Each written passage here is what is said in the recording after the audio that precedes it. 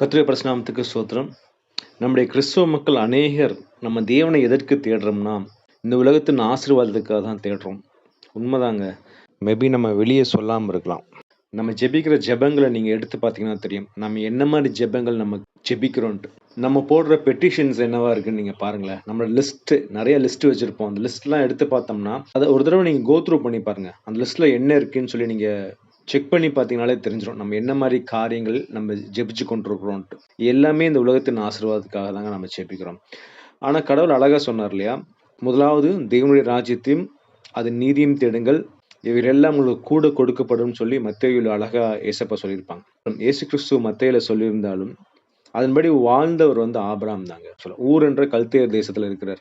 அவர் already செல்வ சீமானங்க ஆக்சுவலா. நீங்க படிச்சு பார்த்தீங்கன்னா, அவர் அங்கிருந்து கிளம்பும்போது பார்த்தீங்கன்னா, ஆடு, மாடு, சம்பத்து, வேலையாட்கள் எல்லாத்தையும் கூட்டிக் கொண்டு தான் அவர் கிளம்புறாரு. ஆல்ரெடி ஒரு பெரிய பணக்காரர். ஆனா, கடவுள் அவர மீட் பண்ணும்போது அவர் என்ன சொல்றாரு நீங்க பாருங்களேன். அந்த வசனத்த வாசிக்கிறேன். நீங்க ஆதியாகமம் 12:2 நீங்க வாசிச்சீங்கன்னா, "நான் உன்னை பெரிய ஜாதியாக்கி, உன்னை ஆசீர்வதித்து உன் பேரை பெருமைப்படுத்துவேன். நீ ஆசீர்வாதமாய் இருப்பாய். உன்னை ஆசீர்வதிக்கிறவர்களை ஆசீர்வதிப்பேன். உன்னை சபிக்கிறவர்களை சபிப்பேன். பூமியிலுள்ள வம்சங்கள் எல்லாம் உனக்குள் ஆசீர்வதிக்கப்படும்" என்றார். ஆல்ரெடி இவர் ஆசீர்வதிக்கப்பட்டவர் தானே. உலகத்தின் பார்வையில ஆபிரகாம் ஆல்ரெடி பணக்காரர்.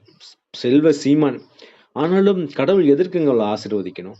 கடவுளுடைய பார்வையில இந்த உலகத்தின் ஆசீர்வாதம் எல்லாம் மண்ணுக்கு சமானம். அது குப்பைக்கு சமானம். அதனால தான் அவர் ஆபிரகாம பார்க்கிறாரு. ஆபிரகாம பார்க்கும்போது அவர் ரொம்ப ஏழையா தெரிகிறார். ஏன்னா, இவ்வளோ காலங்கள் அவர் இருக்கிறாரு. ஆனாலும் அவர் இன்னைக்கு வரைக்கும் அவர் தேவனுடைய சித்தத்த அவர் நிறைவேற்றவே இல்ல. கடவுள் கூப்பிடுற வரைக்கும் அவர் என்ன பண்ணிருக்காரு, இந்த உலகத்தின் காரியங்களுக்காக ஓடிக்கொண்டே இருக்கிறார்.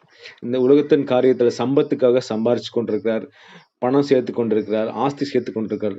ஆனா கடவுள் பார்க்கும்போது ஆபிரகாம் வந்து ஏழையா தெரிகிறார். அதனால தான் அவர் சொல்றாரு, "நீ வா, உன்னை ஆசீர்வதிக்கிறேன். உன் பேரை பெருமைப்படுத்துறேன். இல்ல, உன்னை ஆசீர்வதிக்கிறவங்களை ஆசீர்வதிப்பேன். உன்னை சபிக்கிறவங்களை சபிப்பேன்" அப்படின்னு சொல்லி ஒரு பெரிய ஆசீர்வாதத்தை கொடுக்குறாரு. எதற்காகன்னா அவருடைய சித்தத்தை செய்யறதுக்கு.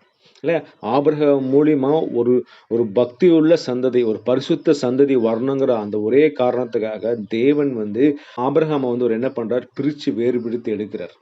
அதுதாங்க ஆசீர்வாதம். இல்ல, நம்ம தேவனுடைய சித்தத்தை செய்யும்போது தேவன் கொடுக்கிறது தான் ஆசீர்வாதம். இந்த உலகத்தின் ஆசீர்வாதம் கிடையவே கிடையாது. ஸோ நம்ம இன்னைக்கு வந்து எந்த மாரி ஆசீர்வாதத்த கடவுள்ட்ட கேட்டுக்கொண்டிருக்கிறோம்? தேவனிடத்துல கேட்கிறோமா? கடவுளே, உம்முடைய சித்தம் என்ன கடவுளே? இந்த உலகத்துல நான் வாழ்வதற்கு உம்முடைய சித்தம் என்ன? அந்த சித்தத்த அறிந்து கொண்டு நான் அதற்காக நான் ஜெபிக்கணும். இல்ல, எனக்கு ஒரு ஊழியம் நீங்க குடுத்திருக்கீங்க கடவுளே. அந்த ஊழியத்த நான் செய்யணும். அதற்காக எனக்கு ஆவியின் வரங்கள கொடுங்க.